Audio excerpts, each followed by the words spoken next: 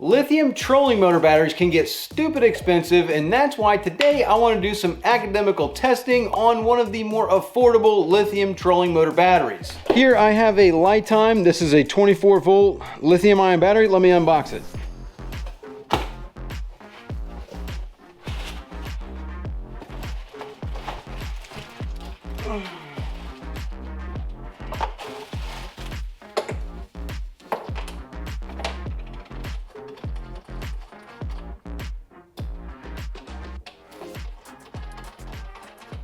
So this is the Lifetime Life PO4 25.6 volt 100 amp hour smart Bluetooth trolling motor battery. It is a little bit longer than most of the other trolling motor batteries that I've messed with, which is interesting to me, but it's also 25.6, not just a straight up 24.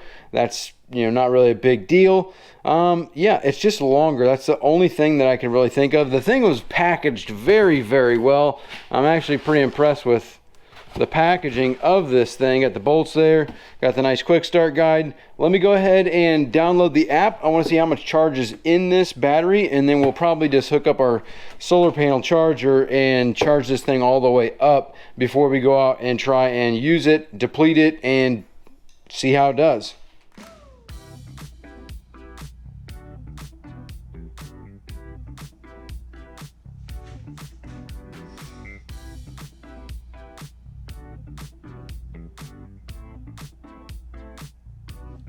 Okay, add a device.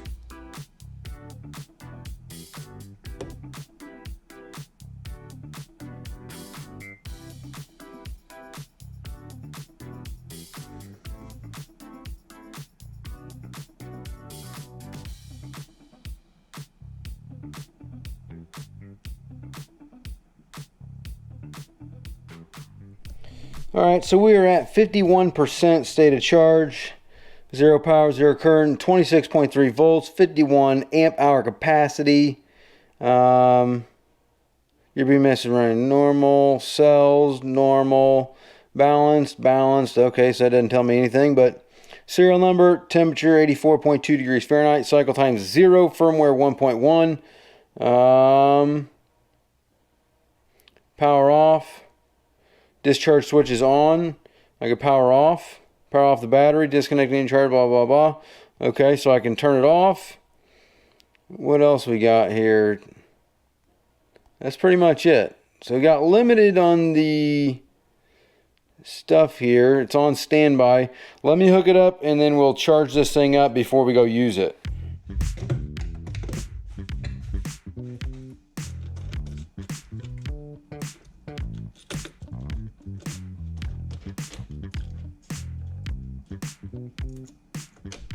So I've got it hooked up to my solar charging system. It's charging. It keeps varying from like low 30s to high 40, or low 40s to mid 30s, 37.69 hours to full charge, 1.2 amps charging, 26.4, 30.9, 33 point. I mean, it's just a lot of varying because it is solar that's charging, but we'll see. It's midday. It's only 10 in the morning, so we'll see how this plays out over the day. And well, I mean, I should get probably close to like 75-80%, and then the rest of it I'll just use, you know, a normal Noco Genesis lithium charger for 24 volt, and then that should get my battery all the way up. Once it's all the way charged, tomorrow we will take it out and do some actual testing with the battery. All right, so it is 12 o'clock. Light time's up. We got the turn this thing on, bing bing, turn the trolling motor on, and we're going to go.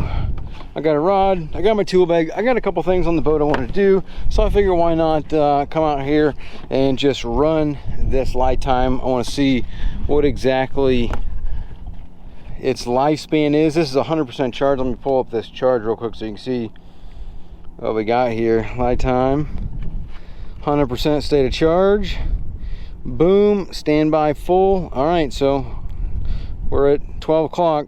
We're going to turn this thing on and we're going to do some academical testing. Might do a little fishing and play around here on the boat for a couple hours And then throughout this week, I'll bring the boat out, use it, and we'll just see how many hours I get out of this. I mean, it's 100 amp hours, so you would think I would get quite a few. Let's put it to some testing.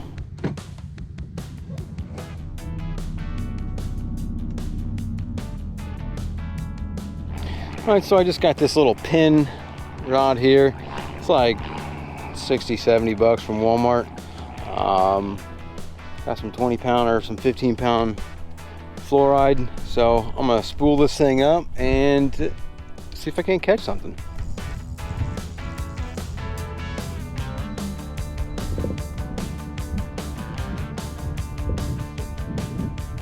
Okay, so we have been out here for almost 4 hours. And we are just now at 85%. I've been running this spot lock a lot. One thing that you definitely got to be careful about when running this spot lock is, like, you know, whenever you hit the spot lock, this thing like hits your GPS. So like if you come up on a spot, you want to like stop before you hit your spot lock and then like be coming back. Otherwise this thing just turns on and it stirs up all the water and it makes a bunch of racket. So I'll show you what I'm talking about with that real quick, and then we will talk more about our battery, because this is ridiculous. I got 4 hours and I've been using this thing a lot, and we've only dropped 15% of the charge. All right, so let's say I want to go in here and lock up and fish that, because I see a bunch of stuff jumping around back there. I want to come in there, right? But this is gonna be tricky because the water, maybe the water is moving out of there, so it might actually work out pretty well. But we're gonna want to come in there. We're gonna come in at like a 6.5. Get us in there. Oh, you see that? See that stuff jumping? We want to get on that. So we're gonna try and get in here. The wind's blowing this way, which is actually pretty nice. So this is actually gonna lock up better than I thought it was. Let me get up to there and I'll show you what I'm talking about. All right, so now we're getting close. We're gonna pull this thing down to like 1.5. So we're just floating in here real slow, light. Just kind of keeping the boat straight. Make sure it's not too shallow. Bunch of little bait fish back here. Oh man, see a bunch of stuff jumping out there. So we're gonna up to 3, kind of coasting in here.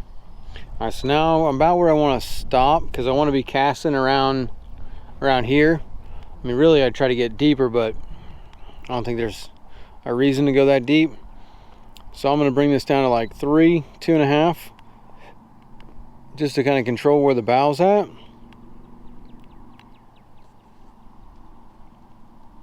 Turn it off. Now we're still floating, so just kind of let it settle down. See how we're still floating in. You want to move this over a little bit, turn it on, kind of get the bow swing, turn it off. See, there's a lot of activity back there. Maybe I should go a little bit deeper in here. I'm just gonna stop here. So now that I'm stopped and I'm basically kind of like floating out, I can even turn this around, kind of turn it on. See it splashing a little bit. Turn that on, stop the boat. Now I can hit that spot lock, because if not, then this thing gets super active. Spot lock's on. Now this is gonna hold us right, and we can start casting out towards these banks. See if we can't get something without making too much racket. So we are at 10, going about 3.4 miles an hour, and we're actually going against the current, so this is pretty good power for what it is. I'm pretty happy with this. When we go with the current, we're like 5 something, so pretty impressive.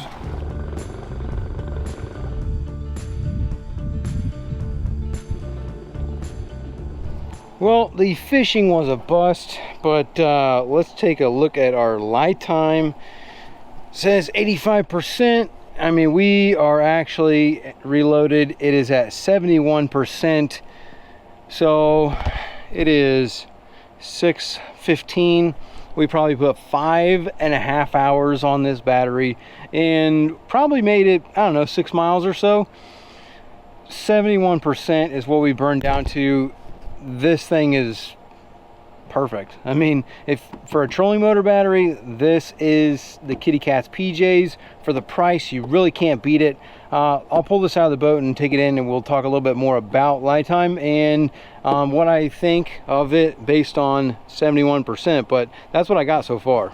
So for my take on the Lifetime 24 volt or the 25.6 volt trolling motor battery, in my opinion, after using it for a couple days now, I am getting an average of 30% over 5.5 to 6 hours, depending on how much current you're in. From what I tested it held out way better than I expected it to, because using that spot lock and going against the current and holding it in certain positions in the river, it held up pretty good, and it didn't drain near as quickly as I thought it would drain, which was something that I was more concerned about. Being, you know, when you get a battery that's a little bit cheaper than the rest of them, usually that's because it's not going to last as long as far as your duration and time. But for the average person using it, most people aren't going to be out there for 12 hours at a time. So if you were out there for, let's say, 6 hours on a day, you're only using 30% of your battery. You could be out there for 2-3 days without having to recharge your battery and have full use of your trolling motor, which is